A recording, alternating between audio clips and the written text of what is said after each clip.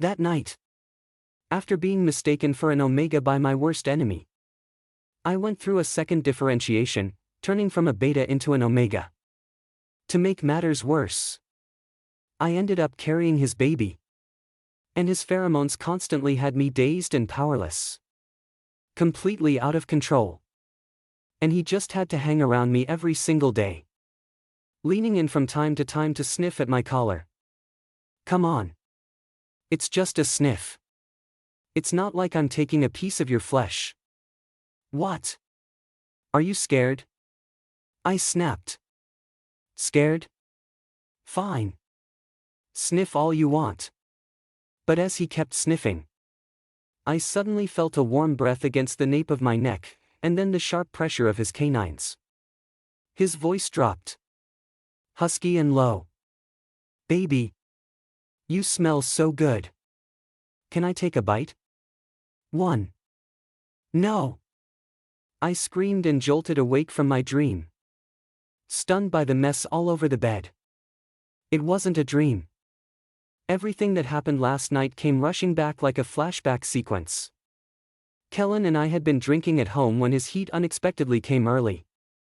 I tried to give him a suppressant shot, but my hands were shaky from the alcohol.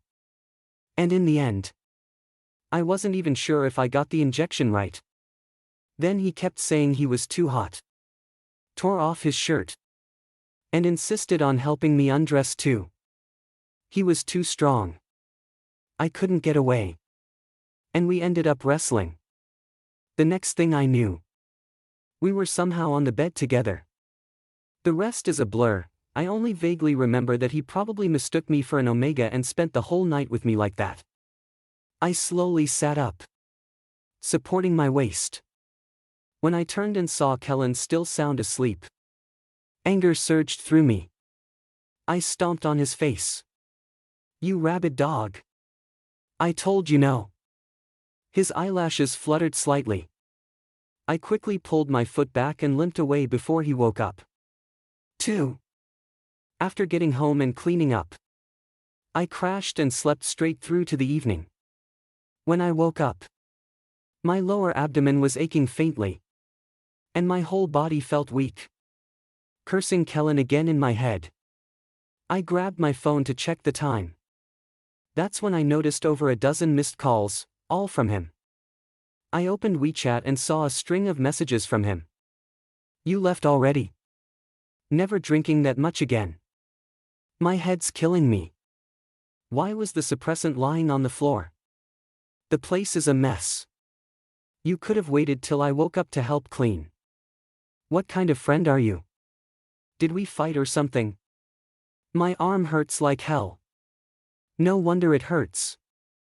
Yesterday he insisted on picking me up, and I panicked and twisted his arm a few times. You really need to trim your nails. If we were just fighting. Why is my back covered in scratch marks? Why aren't you answering your phone? Looks like he doesn't remember what happened. Good. If we both remembered something like that, it'd just be unbearably awkward. My head was getting dizzier. After a quick rinse, I changed clothes and got ready to go buy some medicine. But the moment I opened the door, I found Kellan standing outside, about to knock. The second he saw me, he looked all pitiful. Did I do something to you last night? My heart skipped a beat. Did he remember? I forced a laugh. Let's just pretend none of it happened. He cut me off right away. So I did hit you. How bad was it? You're really mad. Not even talking to me. Hearing that, I finally breathed a sigh of relief. I gave his shoulder a light pat, pretending it was no big deal. Do I look like someone who'd let that slide? I just drank too much last night. Woke up dizzy and slept till now. As I raised my arm to gesture, my sleeve slid down.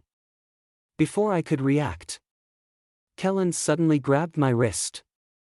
Why are there red marks all over your arm? There are still mosquitoes this time of year? I instantly remembered how he'd been biting like a dog all over last night.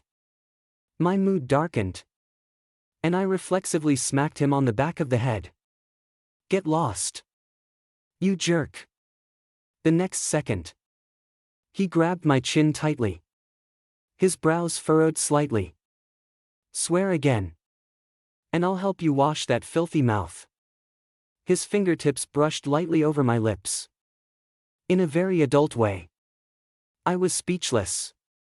I could only lift my foot and stomp on his toes, watching him wince and hiss in pain. I finally felt a little better. But then, I sniffed the air. "Do you smell something sweet?" Leaning against the door, he grumbled. "I don't smell a damn thing." Did something go wrong with my sense of smell? Ever since I saw Kellan this morning, I kept catching faint whiffs of rose fragrance. My lower belly started aching again. Annoyed, I pushed him aside. "Move. I need to get some medicine." But instead, he grabbed me and said, "Are you a doctor? Do you even know what medicine to take? Come with me to the hospital." I wanted to shake him off, but then I thought about it. My body had been off since I woke up this morning. Maybe it was a good idea to get checked out. So I let him lead me out the door. 3. After the checkup at the hospital, the doctor glanced at Kellan a few times, hesitating, then asked him to step outside. I was confused. "Doctor, is there something wrong with me?" He looked down at the report and asked, "Jasper, have you had any sexual activity recently?" My face flushed under the doctor's serious expression. I stammered, Last night, there was one time." He adjusted his glasses and said, "Well, Jasper, according to the test results, you do have a secondary gender. It seems that your secondary gender is currently in development, most likely due to long-term exposure to alpha pheromones. It has now fully matured." I was completely stunned. I swallowed hard as he delivered the verdict. Emotionless. To put it simply, you've undergone a second differentiation. You've changed from a beta to an omega. It hit me like a thunderclap, right over my head. I couldn't find any words to respond. Ever since I started my internship during senior year, I often stayed over at Kellan's place when I got off work late. Was it the constant sharing of a bed during that time that caused this? And then there was last night. I quickly asked, "If I've differentiated into an omega, does that mean I can now smell others' pheromones?" The doctor nodded. "So the scent I smelled tonight, it was Kellan's pheromones." He gave me a prescription and reminded me again before I left. "Jasper, your case is a bit special. For now, it's best to stay around the alpha you've been intimate with. His pheromones can help stabilize your condition." What? I have to stay with Kellan all the time? I walked out of the exam room, completely out of it, only to find the culprit leaning casually against the wall. When he saw me, he grinned and said shamelessly, "So? What did the doctor say?" I felt like I was carrying 1,000 pounds of emotional baggage. "I'm screwed." His expression instantly changed when he saw I wasn't joking. "What do you mean?" "Don't worry. We'll follow the doctor's advice. We'll get you treated. You'll be okay." I shook my head in despair. "It's not gonna be okay." He came over and pulled me into a hug, his voice catching slightly. "I'll find a better doctor. I'll make sure you get better. I won't let anything happen to you." Happen to me? I pulled away from him and smacked him on the head. "What nonsense are you talking about? Who said I'm dying?" He clutched his head in pain. "The way you walked out looking all tragic, saying things like, 'I'm done for, I thought you were diagnosed with some terminal illness.' Seeing how dumb he looked, I clenched my fists. There's no way I'm telling this idiot the truth. And I'm definitely not relying on his pheromones. 4. My internship site was close to Kellan's place. Back then, for convenience, I basically lived at his apartment. Now that I can't move out all at once, I could only grab a few important clothes and documents first.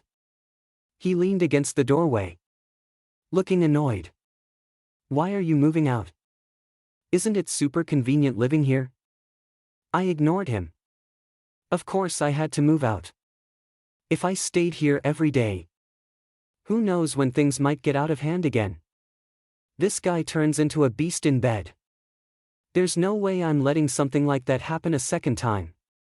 Kellan and I grew up together, we were practically childhood friends. Our families were close. Ever since I met him, he's been better than me at everything.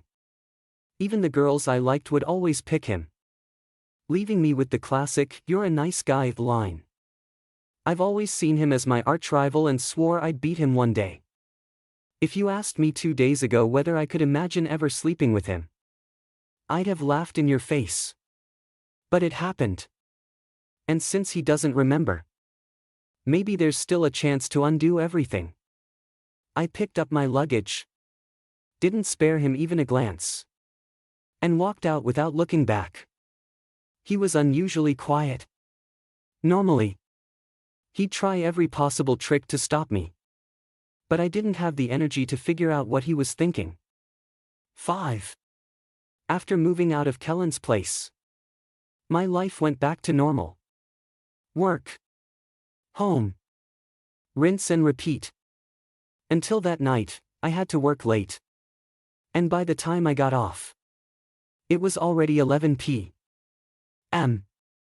The buses had stopped, and it was hard to get a cab in this area. On top of that, my nape had been burning with heat since morning. My head was foggy, and my lower abdomen kept aching. I started regretting not listening to the doctor's advice. Maybe it was the hormones. But at that moment, I actually missed Kellan's pheromones. I tried ordering a car for over 30 minutes on my phone, but no one accepted the request. I decided to take a shortcut to another street to find a cab. The path went past a bar. The lighting was dim, and small groups of people huddled together under the street lamps. I kept my head down and walked past quickly. But as I crossed an alley, someone grabbed me and yanked me into the darkness, a hand clamping over my mouth. He pinned me against the wall, and a low voice whispered in my ear, "An Omega walking around without a suppressant patch. Reeking of pheromones like this, are you just waiting for some alpha to take you home?" I couldn't smell my own scent. After so many years of being a beta, I had no awareness of my Omega traits.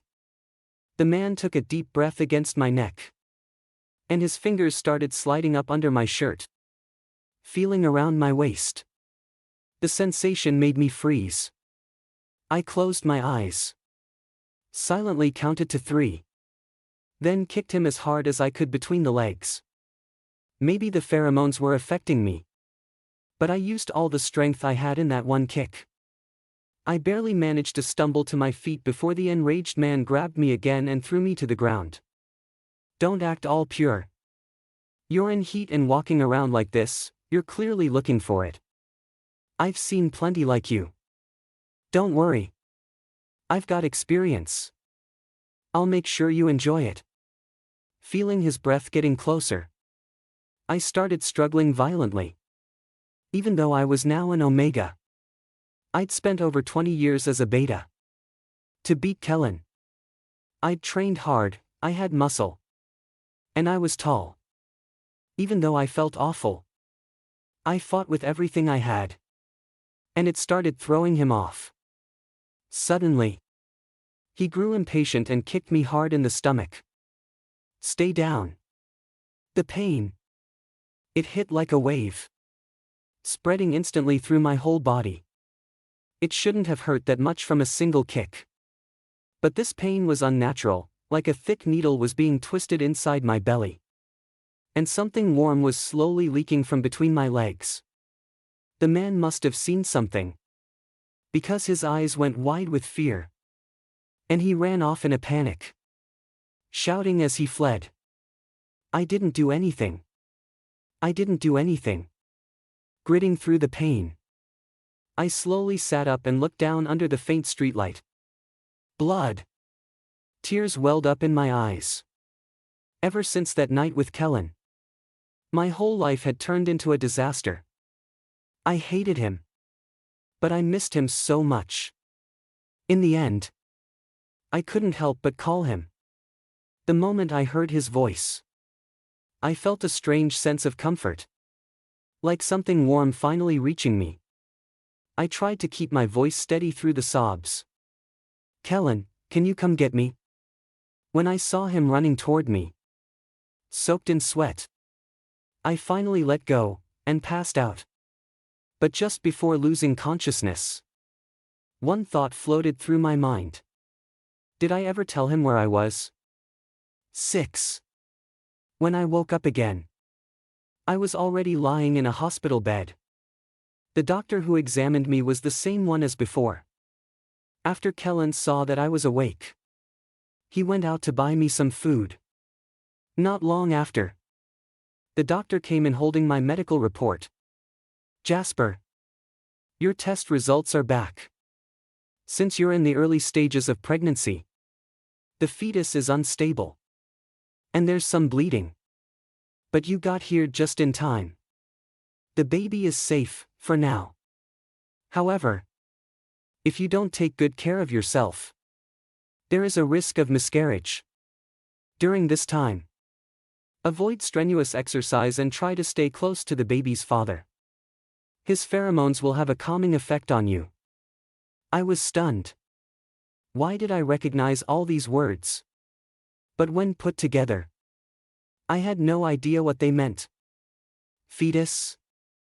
Pregnancy? Me? Pregnant? With Kellan's child? I sat there dumbfounded on the hospital bed, not even noticing when the doctor left. Suddenly the door opened, and Kellan's smiling face appeared. He carried a container of porridge he'd packed for me. Eat something. I know you're picky, so I ran 2 streets over to get this one just for you. A pang of emotion hit me. Should this child be kept? How could I even tell Kellan? Seeing no response from me, he sighed, put the porridge on the table, and came over to gently pat my head. I already know. It's okay. I looked up in shock. You already know. He nodded. Your scent is so strong, it'd be hard not to. But you're really inconsiderate, not telling me you turned into an Omega. No wonder you were so eager to move out before. I wasn't sure whether to feel more disappointed or relieved. He still didn't know I was pregnant. The differentiation happened too suddenly. And so did the pregnancy. I wasn't ready to confess, nor to accept that I was about to bring a new life into the world. The unknown left me feeling lost. 7. After talking with the doctor, I decided to terminate the pregnancy. But he said my hormones were out of balance and that I needed Kellan's pheromones to calm me down and restore my health before the procedure could be done. About 2 weeks. The doctor told me to use that time to think things through. So, I moved back to Kellan's place again. But we couldn't share a bed without awkwardness like before. He cleaned up the guest room that hadn't been used for a long time. I didn't dare openly cling to him and sniff his scent. Instead, I waited until he was out. Then secretly climbed into his bed, buried my face in the sheets, and took a deep breath. That's when I felt alive again. Sometimes, I'd hide his worn clothes, hold them at night while I slept, then put them in the laundry the next day. I thought I was being super stealthy. But one day he caught me red-handed. That day was my day off. He had gone out during the day and didn't return until noon. Suddenly, my scent glands started heating up. And my head grew cloudy. I thought I'd just set an alarm and take a nap on his bed. Then clean up before he came back. I even asked him what time he'd be home. But after smelling his pheromones, I didn't get better. In fact, I felt worse. Those were just traces of his scent. I needed the real, warm Kellan himself. My inner anxiety grew stronger and stronger, while I unconsciously rubbed my cheek against his blanket. The bedroom door suddenly opened. My mind went blank. I froze, stiffening my neck, afraid to turn around. After a moment, I heard a soft laugh behind me. The whole room smells like you. Are you marking your territory like a little dog? 8. Why was Kellan back? Wasn't he supposed to come home after dinner? Why was he back so early? Before I could ask, I suddenly felt weight on me. He was lying on top of me, his nose faintly brushing against my scent gland. He sighed. So good. I was weak and too embarrassed to care about the closeness between us. Burying my face in the pillow. I don't know how long passed, but Kellan's pheromones slowly soothed me into sleep. When I woke up again, it was late at night. My back was pressed against his chest, warmth pouring into me. I moved slightly, then suddenly sat up. Kellan was woken by the movement. He sat up slowly and rested his head on my neck, his voice lazy and hoarse from sleep. Hungry? His nose started touching my scent gland again. I quickly pushed him away and covered the gland with my hand. Stop smelling me. He smirked, staring at me. Just a sniff won't hurt. What? Are you scared? I'm the type who hates being provoked. I snapped. Who's scared? Sniff all you want. But I'm going to sniff you too. Suddenly his breathing deepened, and he moved his neck forward, presenting his scent gland to me. Go ahead. Sniff. I froze. The gland gave off a faint rose scent that made me dizzy. When I came to my senses, our lips were pressed together. Realizing what I'd done, I blushed fiercely and hurried out of bed, saying only, I'm going to shower. I fled his room as fast as I could. It was too dangerous. I felt like if I stayed any longer, something uncontrollable would happen again. 9. These past few days, Kellan acted like he'd taken the wrong medicine, constantly finding excuses to get close to me. He'd lean in and sniff at my collar all the time. No matter how much I struggled, I usually ended up blushing and trapped in his arms, sitting on his lap while he licked my scent gland like a maniac. His pheromones often made me dizzy and confused. If I went even a day without being soothed, anxiety would overwhelm me. When my parents found out I'd differentiated into an Omega, they were shocked and dragged me straight to the hospital. I didn't dare tell them the full story or about the pregnancy. I refused to go with them and only showed them my ID card with my updated gender. Only then did they believe I wasn't joking. Lately, my mom has been quietly trying to set me up with alphas, even using family gatherings as an excuse to call me back for blind dates.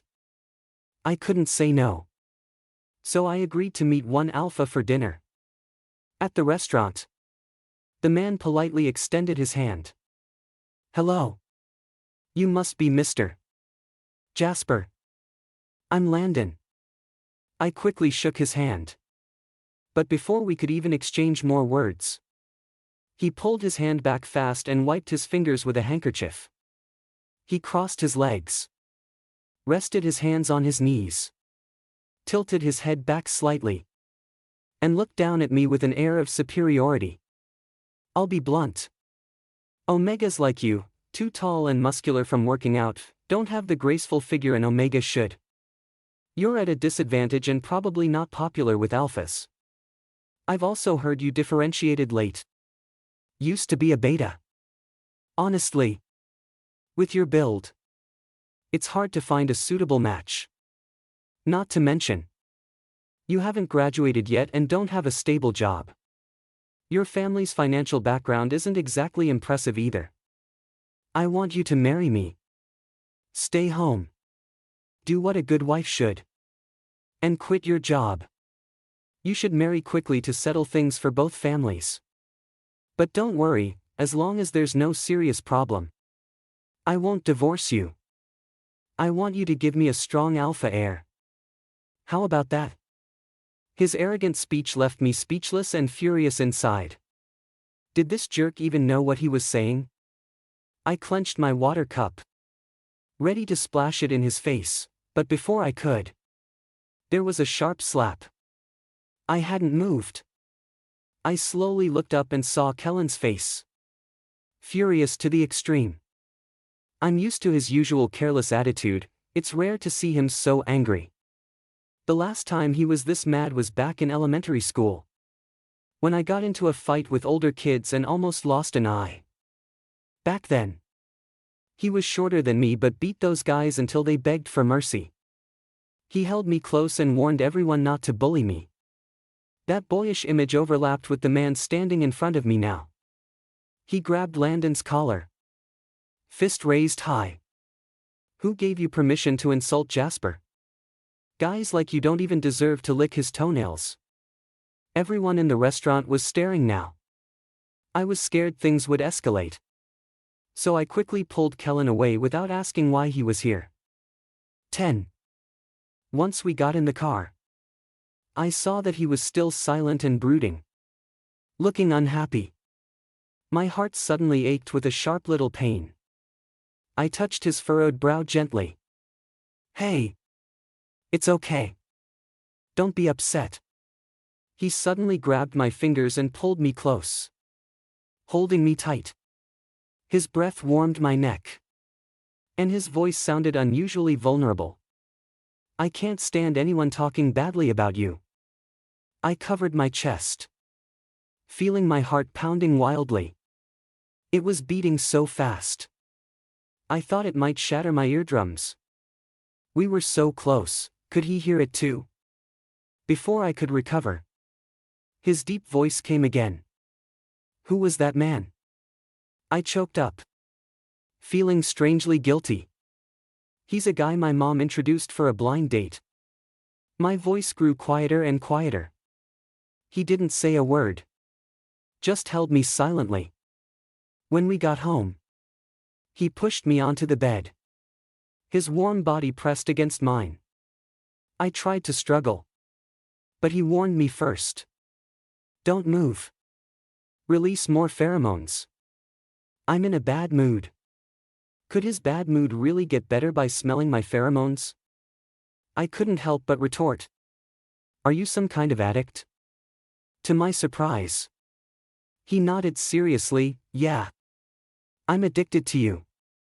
Something was definitely off.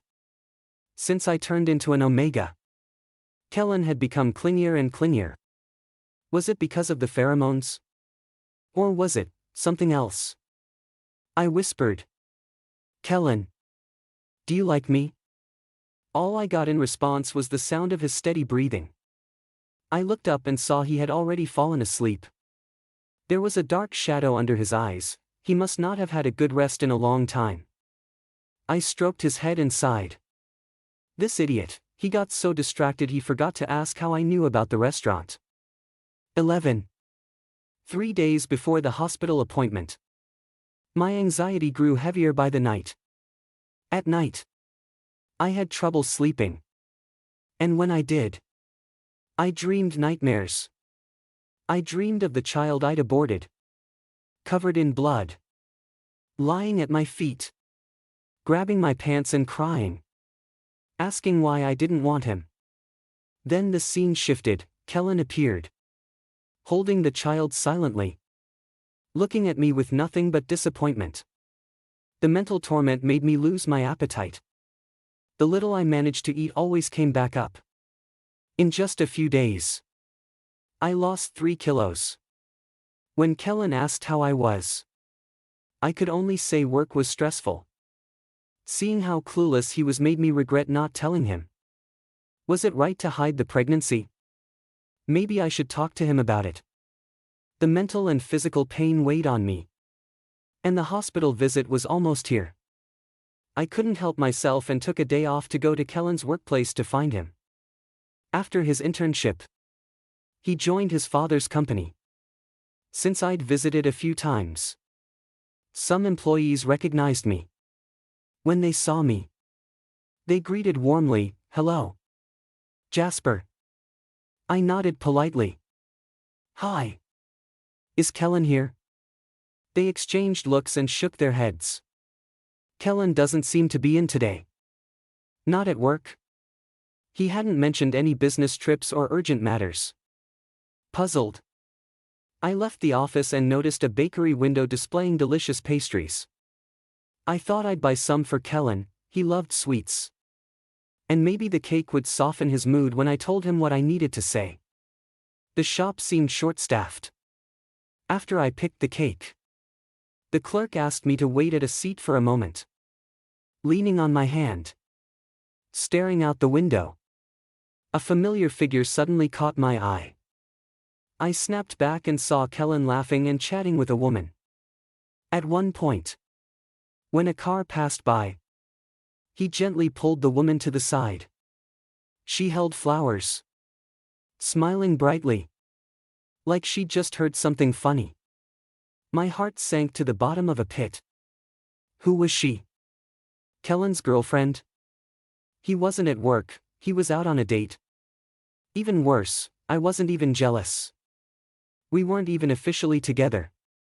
He had his own life, his own family, maybe even his own child. If he knew that the person he treated like a brother was actually carrying his child, he'd probably hate it. I dragged the cake home, lost and empty. I ate it all alone, then went to the bathroom and threw it up. When Kellan came back, I was already lying on my side in bed. Since he caught me before, it was either him forcing me to cuddle and sleep or sneaking into my bed while I was asleep. We'd basically been sleeping together every night lately. Tonight, without him, the bed felt cold. Clutching clothes I'd pulled from his closet, I drifted off half-conscious. I don't know how long passed before cold feet found warmth, wrapped tightly around me. I didn't sleep deeply and woke up quickly. Kellan was kneeling at the foot of the bed, holding my feet in his hands. When I woke, he smiled. "Did I wake you? Your feet were so cold." I warmed them up. I almost wanted to cry. Why was he so good to me? Always doing things that made me misunderstand. Seeing I didn't say anything, he wasn't mad and mentioned something else. "Did you secretly eat cake behind my back? The box is still on the table. I thought you couldn't eat." Hearing "cake" reminded me of the scene from earlier. I kicked his hand away, pulled the blanket over my head, and muttered miserably, "Get out." I knew I shouldn't lose my temper, but since the pregnancy and hormone swings, I was losing control of my emotions. He laughed and squeezed into the blanket with me, holding me close. "No way. I'm coming in." I was genuinely angry. I sat up quickly and kicked him off the bed. "This is the last time I say it, don't touch me. Get out." He clutched his stomach in pain but looked at me deeply before slowly getting up and leaving the room. His silence matched the feelings from my nightmares. I couldn't sleep anymore and stayed awake until dawn. 12. That morning, Kellan's room was quiet, he probably hadn't woken up yet. I grabbed a cab to the hospital, the window down, and the wind made my eyes water. I stared out at the passing scenery and silently said goodbye to the unborn child in my heart. By the time Kellan messaged me like nothing was wrong, asking where I was, I had already finished talking with the doctor and was ready to pay. While waiting for the pre-op exam, my phone kept ringing, Kellan calling again and again. I grew nervous and sweaty, finally turning my phone off. A nurse brought me a glass of water and reassured me. Don't worry. The surgery will be quick. Medical advances mean it won't harm your body much. I smiled gratefully and gripped the paper cup tightly. After a while, they finally called my name. Just as the nurse was about to lead me to the operating room, I suddenly felt a strong pull on my wrist. I turned, shocked, meeting Kellan's anxious eyes. He scanned me up and down, then looked warily at the nurse before pulling me into his arms. You're sick. Why are you here? The nurse kindly reminded. Jasper. There are others waiting. Please come with me quickly. Kellan gasped. Surgery? Why surgery? I was completely stunned. At that moment, a pair of women passed by us, their conversation drifting to our ears. I told you. That guy's no good. He tricked you into bed and then abandoned you. He won't even pay for the abortion or look at you. I don't get why you like him. Kellan glanced around, seeming to realize something. He grabbed my wrist and started pulling me out of the hospital. Jasper. We need to talk. 13. When I finally came back to my senses, we were sitting together in a coffee shop. Because of the pregnancy, he only ordered me a cup of warm water. I kept my head down, unsure how to start the conversation. He broke the silence first. Why didn't you tell me? That question instantly made tears well up in my eyes. I took a deep breath and looked at him. Why would I tell you? Who are you to me? He played with a sugar cube in his hand, then tossed it into his coffee and suddenly said, Was it that night? I froze. That night? He remembered, seeing the question in my eyes. He smiled and slid closer to me, resting his head on my shoulder. No matter how much I drank, I didn't black out for the whole night. I don't remember everything, but some parts stick out, like someone yelling, "Don't." All night. He imitated my voice from that night, making me blush deeply as I hurriedly covered his mouth. But he stuck his tongue out and lightly licked my fingers. When he noticed me pulling away, he grabbed my hand firmly. And then, when I woke up, the little sneaky kitten had run off. I was going to punish you for taking everything and running, but seeing how you tried to hide it so cutely in front of me, I couldn't resist teasing you. I never expected you'd actually turn into an Omega. Your pheromones are so strong. And you don't wear any suppressants. Several times, I almost couldn't hold back and just pounced on you. Do you really think you could move out of my place so easily? No wonder he was so quiet the day I moved out. He sighed suddenly. It's a shame you're such a dense blockhead. I've been so good to you, doing way more than what's normal between friends. Yet you still foolishly thought we were just good brothers. Do you know I'm a fully grown alpha? An Omega like you.